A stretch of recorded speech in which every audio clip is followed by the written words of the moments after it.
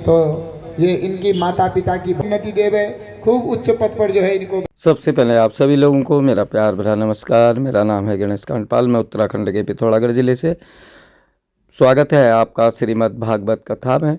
दोस्तों, आप श्रीमद् भागवत कथा में बने रहिए। ब्लॉग अच्छा लगे तो लाइक, सब्सक्राइब, शेयर, कमेंट अपने दोस्तों के साथ अवश्य कीजिएगा।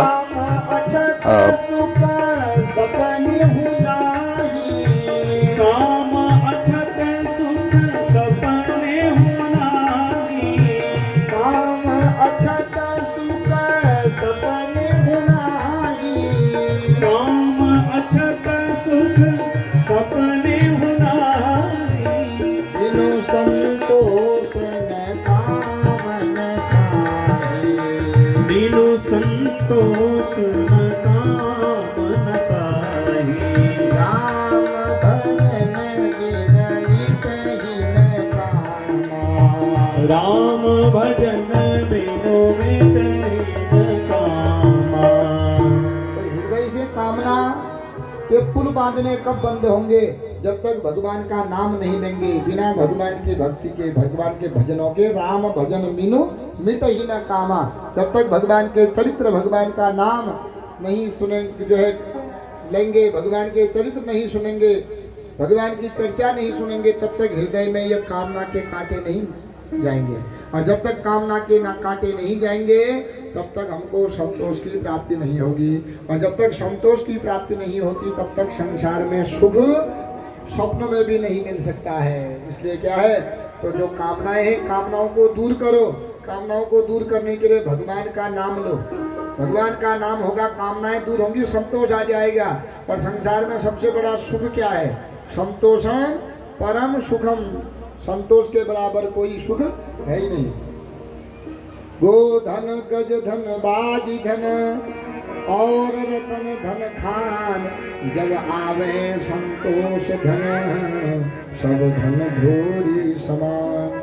और धन कितने भी हो, गायें हो, खूब व्यापार हो, खूब धन हो, खूब गाड़ियां हो, खूब पुत्र कलत्र हो, खूब पद प्रतिष्ठा हो, लेकिन जब तक संतोष नहीं होगा तब तक मनुष्य को सुख की प्राप्ति नहीं होगी। तो प्रश्न था कि सुखाय कर्माणि करोति लोके, यशस्वी हो, धनवान हो, बुद्धिमान हो, पदवान हो, जातिवान हो, ऐश्वर्यवान हो, सब कुछ हो, लेकिन क्षेमम न बिंदन्ति, तब तक उसका कल्याण नहीं होता है। बिना यदर्पणम, जब तक अपने को भगवान के चरणों में अर्पण नहीं करता है तब तक क्षेमम न बिंदन्ति, क्षेमम कल्याणम, तब तक उसका कल्याण कभी होगा नहीं, तब तक उसको सुख की प्राप्ति कभी होगी नहीं। तो बड़ा सुंदर प्रश्न जो है उत्तर दिया है मैत्रेय जी ने।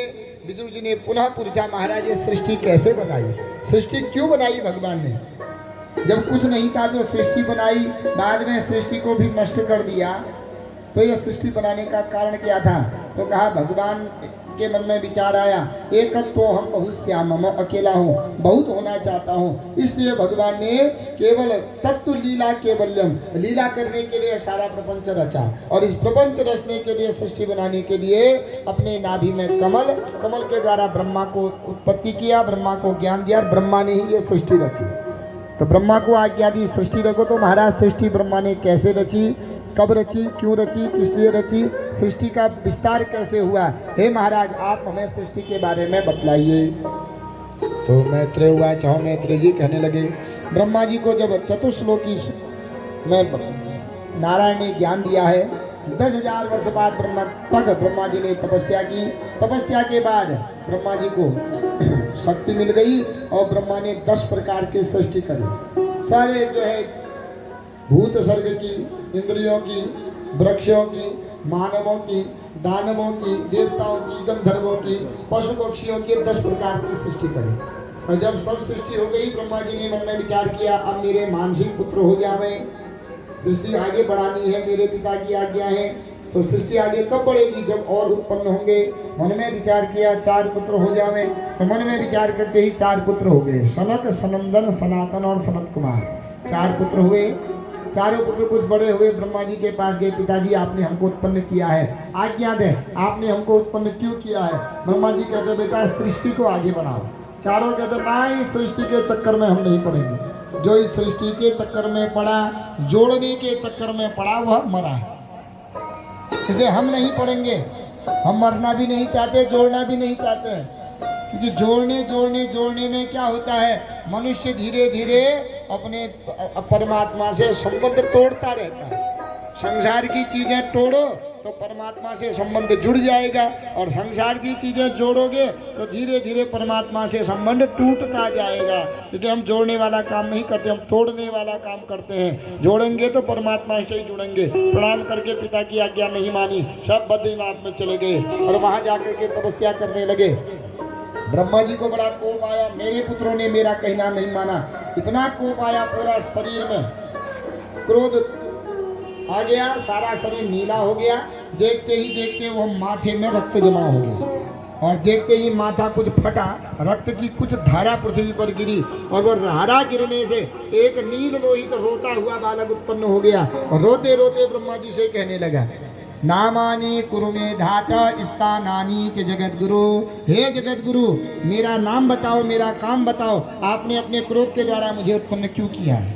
आप मेरा काम बताओ और मेरे नाम बताओ। तो ब्रह्मा जी ने देखा, अरे मेरे क्रोध ने तो एक बालक के रूप में जन्म दे लिया है। तो उस बच्चे से कहने लगे, यदरोधी सुरश्रेष्ठ शोद्वेगो इव बालकः अतः त्वाम अभिधास्यन्ति रुद्र नामा इति प्रभो। रोते हुए तुम्हारा जन्म हुआ है, तो मेरे क्रोध के द्वारा हुआ है, इसलिए तुम क्रोधावतार हो और तुम्हारा नाम रुद्र। रोते हुए हो इसलिए तुम्हारा नाम रुद्र होगा। रुद्र माने भगवान शंकर। भगवान विष्णु की नाभि में कमल, कमल के द्वारा ब्रह्मा, ब्रह्मा के क्रोध के द्वारा आज विष्णु शंकर पैदा हो गए। तुम्हारा नाम रुद्र होगा। 11 नाम बताए और काम बताया, सृष्टि को आगे बढ़ाओ, यही काम है। शंकर जी ने सोचा, सृष्टि के चक्कर में जो पड़ता है उसको रोना पड़ता है, लेकिन अब पिताजी की आज्ञा है, नहीं मानूंगा। पिताजी को और क्रोध आएगा, मेरे जैसे और बालक उत्पन्न करेंगे। ठीक है पिताजी, तुम जाओ, मैं जरूर तुम्हारी द्वारा बनाई हुई सृष्टि को आगे बढ़ाऊंगा। सृष्टि बनाने लगे शंकर भगवान। यहाँ 1 साल बाद ब्रह्मा जी देखने आए, देखता हूँ मेरे पुत्र ने सृष्टि कैसी बढ़ा रखी है। वहाँ गए तो क्या देखा, भूत पेत प्रेत डाकिनी शाकिनी चांडाल बेताल उत्पन्न कर रखे हैं। ओहो, मैंने तो इससे मानवों को बनाने के लिए कहा, इसने तो मानव बनाने नहीं दानव पहले बना दिए। तो ब्रह्मा जी ने शंकर जी से कह दिया, अलम प्रजाभिः सृष्टाभिः ईदृशीभिः सुरोत्तमः। अलम माने होता है पर्याप्तम, बेटा हो गया। मैंने तुझसे सृष्टि के लिए कहा मानव, तूने तो मानव बनाई नहीं, दानव बना दिए। ऐसा कर तो इनको पकड़ो और जा कहीं एकांत में रहो, मैं मानव ही सृष्टि करता हूँ। शंकर जी उन सब भूत प्रेतों को लेकर के कहीं एकांत गंगा किनारे चले गए शमशान में। भूत भावन भूतनाथ भगवान शंकर का नाम पड़ गया है। अब ब्रह्मा जी ने सृष्टि करना प्रारंभ किया, मन में विचार किया 10 पुत्र हो जाए। तो 10 पुत्र हो गए, मरीचि अत्रि अंगिरा पुलस्त्य पुलह कृतु भृगु दक्ष और नारद। अपनी वाणी के द्वारा एक सुंदर कन्या को उत्पन्न किया, जिसका नाम हुआ सरस्वती। और सरस्वती इतनी सुंदर थी, सरस्वती के रूप रंग को देख करके ब्रह्मा जी मोहित हो गए और मन में काम प्रकट हो गया। काम भावना से उसी कन्या के पीछे पीछे भागने लगे। कन्या कहती है, मुझे बचाओ बचाओ बचाओ बचाओ। तो उसी समय 6 जो पुत्र थे किसी देवता के ऋषि के, तो वो 6 पुत्र हंसने लगे, देखो देखो कैसा पिता है, पहले कन्या को उत्पन्न करता है, फिर काम भाव से कन्या के पीछे ही भागता है। ब्रह्मा जी को लज्जा आ गई, ओहो इन्होंने मुझे पुत्र कहा, इन्होंने मुझ मेरी हंसी करी, श्राप दे दिया उन 6 को, जाओ तुमको मानव जन्म देना पड़ेगा। तुम मेरी हंसी कर रहे हो, समझा भी तो सकते थे मैं गलत कर रहा था, तुम तो हंसी कर रहे हो ढोल बजा करके। तो मैं तुम्हें श्राप देता हूँ, जाओ तुमको मानव रूप में जन्म लेना पड़ेगा और तुमको गर्भ में वास करना पड़ेगा। जब उनको श्राप दिया वो चरणों में आ गए, महाराज क्षम्यताम क्षम्यताम, हमने गलती की महाराज, हमने हंसी नहीं करनी चाहिए थी, आपको अच्छे से समझाना चाहिए था। समझाने से बात बन जाती है और हंसी करने से बात क्या होती है, बिगड़ जाती है। क्योंकि बीमारी की जड़ होती है खांसी और लड़ाई की जड़ होती है हंसी। खाली खाली हौसला नहीं कह देखे तो तंजु मन के सामने हौसला ये मेरी निंदा कर रहा है, तो वहां से तुम्हारा लड़ाई का उत्पन्न हो जाएगी। और खाली खाली अगर खांसी आ रही है, समझ लो शरीर में कोई ना कोई रोग है, क्योंकि रोग की जड़ खांसी, रोग की जड़ होती है खांसी और बीमारी की जड़, लड़ाई की जड़ होती है हंसी। तो जब क्षमा याचना मांगी, महाराज गलती हो गई, हमें क्षमा करें, हम कहाँ देवता होकर के एक तरफ अकेला भाग्या एक तरफ। नाना नानी का जो अधिकार है हम लोगों को जमाई को नहीं खाने का अधिकार नहीं है, क्योंकि जमाई को वर्ण करता है, अगर उसको अधिकारी नहीं है, वो पाल नहीं सकता पत्नी को, तो वर्ण क्यों कर रहा है, ला क्यों रहा है? इसलिए नाती के नाम में जमीन करनी चाहिए। अगर किसी के पुत्र नहीं है तो दान देना चाहे जमाई को न दे, नाती को दान देने से यह लोग भी सुधरता है, परलोक भी सुधरता है। और नाती को ही क्या कहते हैं, दोहित्र कहते हैं। दुहिता माने पुत्री का पुत्र, उसको पुत्री का धर्म कहते हैं।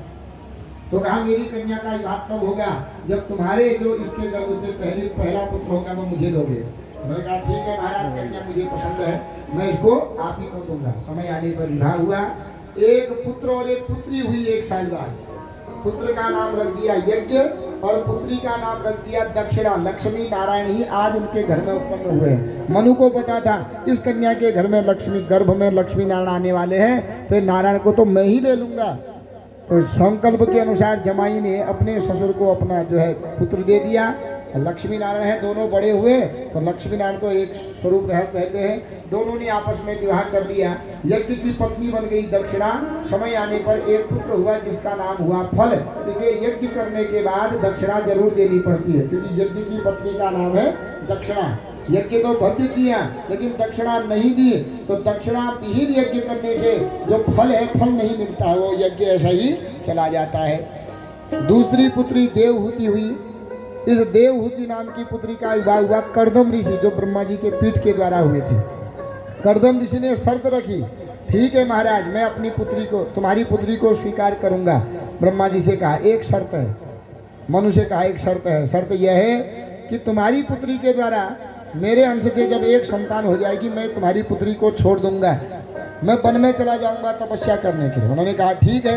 कन्या माता पिता के भाग्य से थोड़ी खाती है, कन्या खाती है अपने भाग्य से, है कि नहीं। माता पिता घर ढूंढ अच्छा ढूंढ सकते हैं, बर अच्छा ढूंढ सकते हैं, लेकिन कन्या का भाग्य माता पिता कभी कोई बदल नहीं सकते हैं। कन्या के भाग्य में सुख है तो तुम एक दुख वाले घर में भी कन्या को दोगे, कन्या के भाग्य में सुख है तो उस दुख वाले घर में भी सुख आ जाएगा।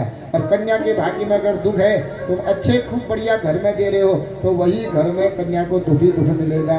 अगर माता पिता कन्या का भाग्य बदल सकते तो सबसे पहले राजा जनक अपनी पुत्री सीता का भाग्य बदलते। देखो सीता को क्या मिला, अयोध्या जैसा घर और राम जैसा बर, लेकिन भाग्य में सुख था ही नहीं। तो सुख मिला सीता जी को कभी क्या नहीं मिला।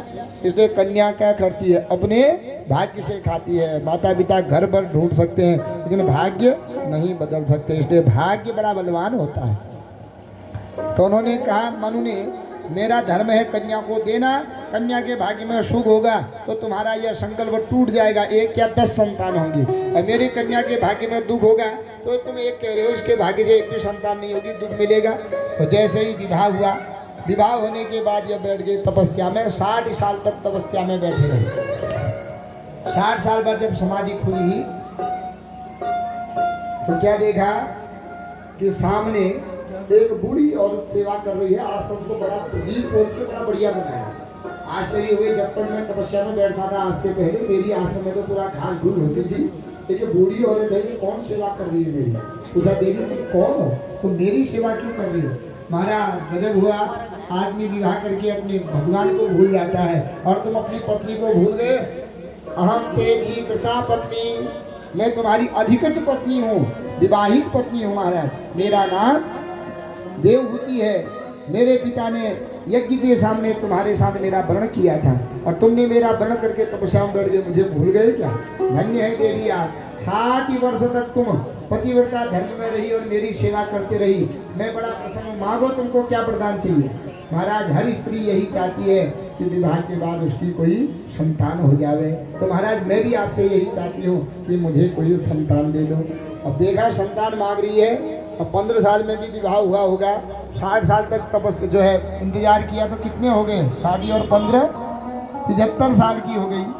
तो 75 साल में तुम माँ बनने के योग्य थोड़ी हो। तो कहा महाराज माँ बनने के योग्य नहीं हो तो आप तो तपस्वी, आप तो तपस्या के द्वारा भी दे सकते हो।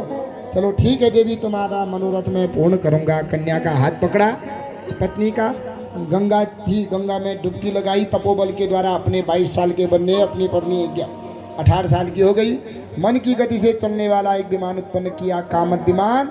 उस विमान पर बैठ करके स्वर्ग में उड़ते रहे, 10 साल तक उड़ते रहे। 9 कन्याएं हो गई, 9 दुर्गा के रूप में।